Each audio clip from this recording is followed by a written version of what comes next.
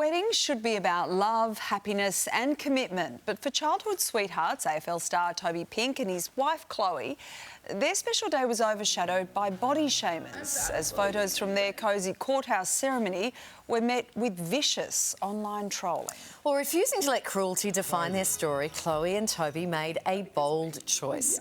The couple reshot their wedding pictures, helping them celebrate all over again on their own terms. And Chloe and Toby Pink join us live from our Melbourne studio. Hello, guys. Hi, thank you for having us on. It's so lovely to see you both. Firstly, congratulations on the big day, on getting married. Chloe, before we get into what happened, tell us about the day. It looked like you enjoyed the moment. It looked beautiful. Thank you. It was. We had an amazing day. Very euphoric, full of love and very intimate, so very special. Oh, everything you'd want on your wedding day. How gorgeous. We're just looking at some of the pictures right now. We can see the elation on your faces as you're showing your rings. Chloe, I'll just continue with you. Not long after your wedding, you were approached to share your story. That was for an article. But just take us through sort of what then happened next, how it all transpired.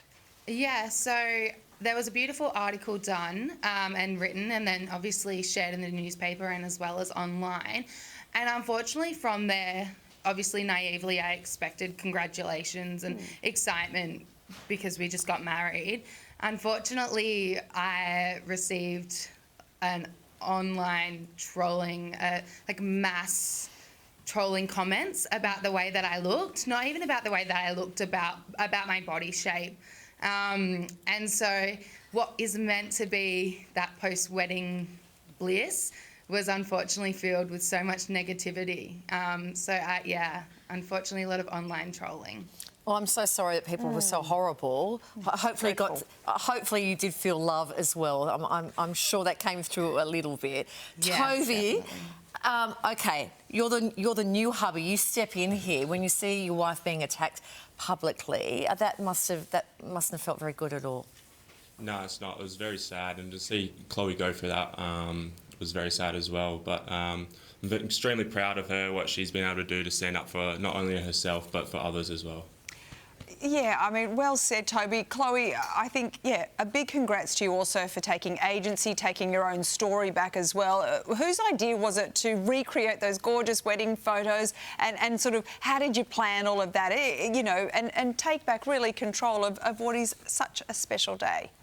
Yeah, of course. It was actually Steph Claire Smith. I was on the Kick Pod with Laura and Steph.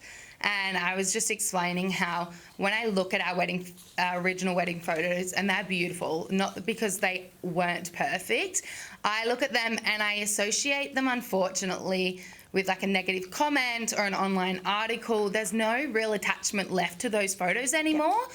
And so I was mentioning that to them, and then Steph, she reached out and said, like, if you feel comfortable, I'd really love to organise for you to redo those photos so you can do what you want with those photos and recreate memories.